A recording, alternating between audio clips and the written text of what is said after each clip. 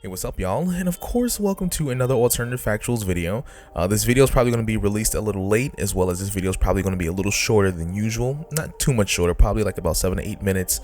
I usually try to aim for 10, but besides the point, there's some information that I found out about Thor 4 actually, and it's not yet confirmed, and I'm not going to say it's confirmed, but I think it's something that everyone wants to see. And that is Gorr the God Butcher might be making his introduction into the MCU in Thor 4 in some way, shape, or form at the very least. But before I dive into any of those, subject matters and topics and all that jazz, please be sure to like, share, and of course subscribe. Leave your comments down below. And without further ado, let's just jump into this, man. Like, first of all, I want to start off the bat. Thor having Gorr inside of his movie. First of all, in general, Gorr is my favorite villain, period. Don't get me wrong, Thor, I like his character in general in comics. For the most part, he has some very interesting things going on, but Gorr the God Butcher was one of the most, I think in my opinion, one of the most important villains that Thor has ever faced for many reasons. One, Thor was facing Gorr in the comics. I believe it was Thor God of Thunder. Yes, it was. And the reason why he was called the God Butcher was because he was one of those aliens that was very vindictive, and he was basically a serial killer who only targeted various different planets as deities. So remember, Thor is a deity on the planet Earth, as well as Odin and Zeus, all that stuff. Now Gorr wasn't always a person who was this angry or this upset with the gods. He was very much a family man, but he was someone who felt like a lot of his salvation and prayers went unanswered for several years, because where the planet he came from, it was very unhospitable. It was very much like a barren wasteland, pretty much, and people in his tribe were dying. His family members were dying. Everyone was dying. And at one day, he kind of came across these two gods that were battling, and that's when he came across the All Black Necrosword. And oh my god. So at that point, he decided that all gods were not worthy of love. They were not worthy of devotion. And he went on a crusade and cut a slough through the deity community, pretty much. Like anyone who's considered a god on any planet, he killed them. And he came across Thor, obviously, and Thor beat him, I think, on one occasion in his younger years without Mjolnir. And then Thor thought he was done for, and then eventually Gorr came back. And next thing you know, like I said, Gorr was way more powerful, because not only did he have the All Black Necrosword, but he was absorbing the powers of other deities into himself to make himself more powerful, and it was out of control. Now with the All Black Necrosword, Gorr gained like borderline immortality, the host of other powers like enhanced strength, speed, durability, regeneration, flight. He can even use the sword to create like these razor sharp constructs, or like these living like minions from the All Black. So that was super dope. Now one of the primary weaknesses, I guess, that people consider a weakness is that the sword, all of his power was attached to the sword. So basically, once you separate him from the All Black, and basically he's pretty much his regular human, not even human self, alien self, who had no abilities, and his powers were heavily correlated between like his state of mind.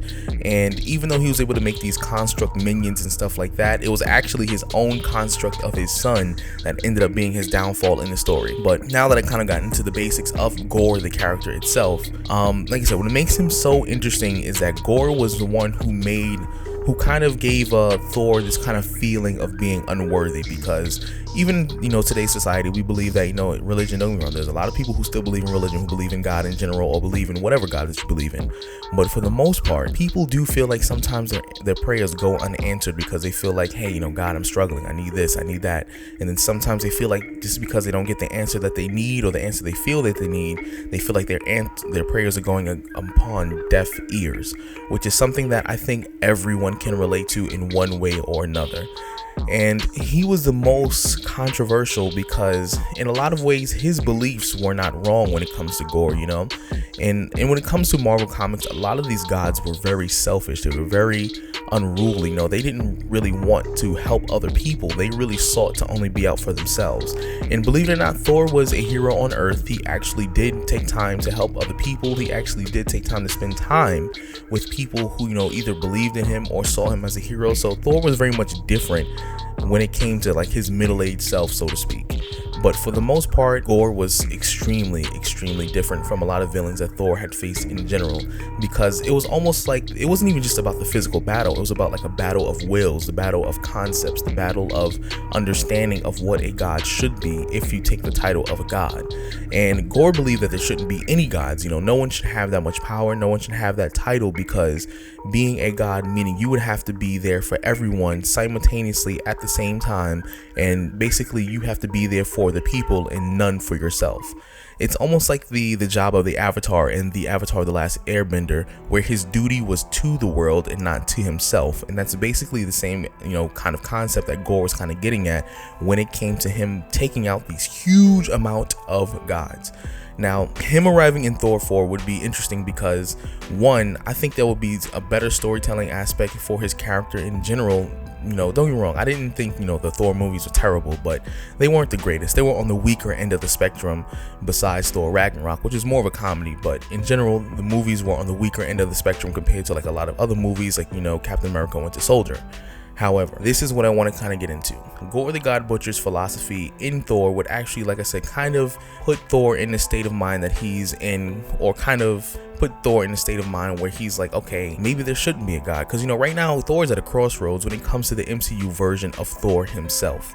He very much so is confused because, one, his father died, two, his mother died, two, his brother died. Everyone is dying around him, and he's basically supposed to be the god of thunder. He's supposed to be one of the strongest that there ever was.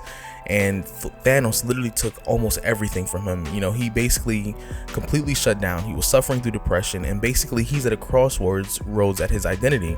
And even when we saw, like in, you know, Avengers Endgame, basically when we saw like Thor was questioning whether or not he was even still worthy for Mjolnir, because he felt like he done fell so low. That is the same kind of approach that they took when it came to Thor God of Thunder, when they were writing this story about Gorr the God Butcher, where Thor felt like he was almost a hypocrite because he felt like, yes, even though all this stuff happened, I should be strong, I should be able to withstand all this, I should be able to use my powers, I should be able to, you know, just accomplish whatever I need because I'm Thor, I'm the God of Thunder, this is what I do. And in reality, you know, like I said, he was just as much human, even though he wasn't, as everyone else. You know, he suffered from depression. He really was dealing with all these situations in the worst way possible. And that's what Gorr would kind of bring to the table if they decide to introduce him in Thor 4. Now, even though Thor 4 is not primarily going to be about, you know, Odin's son, for the most part, it's still going to have an interaction with Jane Foster, with her becoming worthy, and then at that point, her becoming someone who's able to wield a hammer, or a version of the hammer, or maybe just Mjolnir itself in some way, shape, or form. Maybe they make another one. But ultimately, eventually, I hope they will kind of have him, Gorr the God Butcher, of course, have an interaction with Thor and kind of have that conflict of interest, or at least, you know, that battle of will when it comes to the philosophy of Thor, where he feels like, yes, he's the God of Thunder, even though he's kind of dealing with personal issues still, you know, post Endgame for the most part, and post, you know, the whole Infinity Saga from the last 10 years.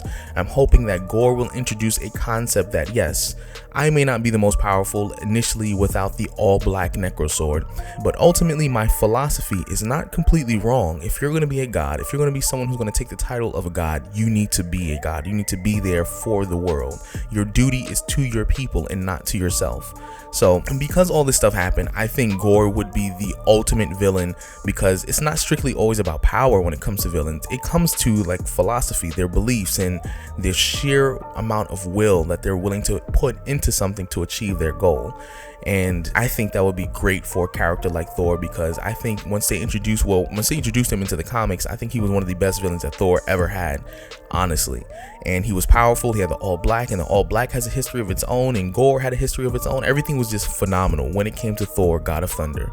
But let me know what you think about the whole concept of Gorr coming into the possibility of Thor kind of having an interaction with Gorr.